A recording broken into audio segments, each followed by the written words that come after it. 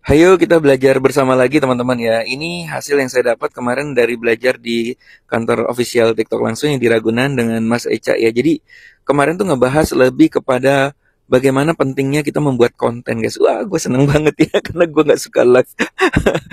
Jadi gini teman-teman, konten itu penting banget ya teman-teman. Karena TikTok itu awalnya adalah media sosial untuk konten gitu. Sekarang ini dengan live itu emang untuk drive penjualan. Tapi bagaimanapun juga konten itu tetap penting karena akan menjadi aset guys. Ketika kita tidak live, konten itu yang menghasilkan uang terus menerus gitu ya. Bukan berarti live itu dikurangin ya, tapi buat teman-teman yang rajin live tapi jarang bikin konten, ini pesan yang disampaikan adalah ayo mulai bikin konten. Oke, nah buat teman-teman yang baru, itu konten tuh ada 5 yang direkomendasikan sama official TikTok ya. Yang pertama adalah deep introduction, storytelling, product comparison, tips and tutorial production process. Nah, ini teman-teman berada di mana nih? Sukanya bikin konten yang mana? Kalau bisa ya bikin semuanya ya teman-teman ya.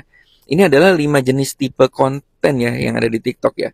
Kalau deep introduction tuh apa sih? Deep introduction tuh lebih kepada USP, terus key benefit, itu ya. Jadi kayak gini nih, teman-teman bisa menjelaskan itu secara detail. Itu namanya deep introduction.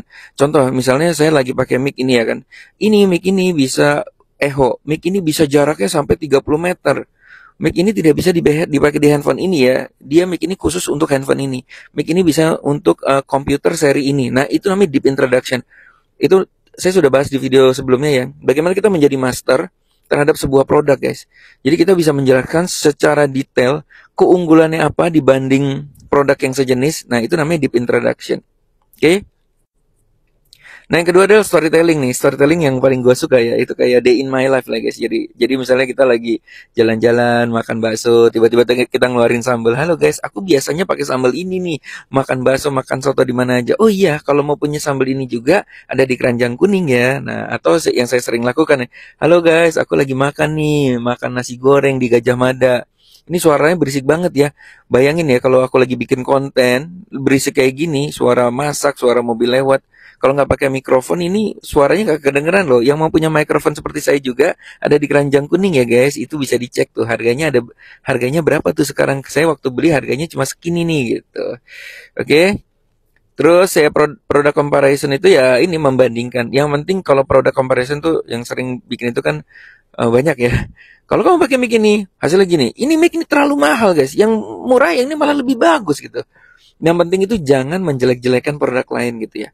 Yang kita bahas adalah keunggulan dari produk kita gitu ya. Itu yang pesan yang disampaikan. Jangan pernah menjelekin produk lain gitu ya. Terus tips dan tutorial. Nah, seperti saya bikin konten tips nih. Bikin konten tips itu juga nggak perlu ini ya teman-teman. Ini yang saya lakukan zaman dulu. Ketika saya mulai di TikTok, kan gue nggak ngerti apa-apa tentang TikTok ya. Tapi gue belajar dari Mas Hermas, Mas Ricky COTB, Mas Iandri, dan lain-lain. Jadi apa yang gue dapat, gue pelajari, terus gue praktekin, terus gue bikin konten. Halo guys, aku lagi ngikutin caranya Mas Hermas nih 136. Ternyata kalau mau berhasil di TikTok dapat 10.000 follower, bikin 3 konten tiap hari dan bertahan 6 bulan. Ah, saya coba ya gitu. Nah terus cerita, halo guys, setelah menerapkan ilmunya Om Hermas, aku ternyata sekarang udah 5.000 follower. Ternyata berhasil guys, tinggal 5.000 follower lagi. Ayo guys, semangat gitu. Jadi kalau teman-teman yang baru, kita bisa membahas tips orang lain, terus kita praktekkan, terus kita ceritakan dengan bahasa kita sendiri. Nah, atau tutorial itu juga penting juga nih, cara pakai mikrofon ini, cara cara apa namanya, ya pokoknya gitulah. Tutorial itu juga salah satu video yang banyak orang cari juga ya, favorit juga ya teman-teman. Terus ya production proses tuh kayak behind the scene. Itu sih guys saya sering lakukan ya. Misalnya halo guys, sekarang aku ini kalau teman-teman mau lihat ya, aku live-nya tuh di cafe kayak gini, aku pakai namanya TNWL 16, terus cahayanya juga pakai cahaya dari tongsis gitu ya. Nah, itu bisa kayak gitu.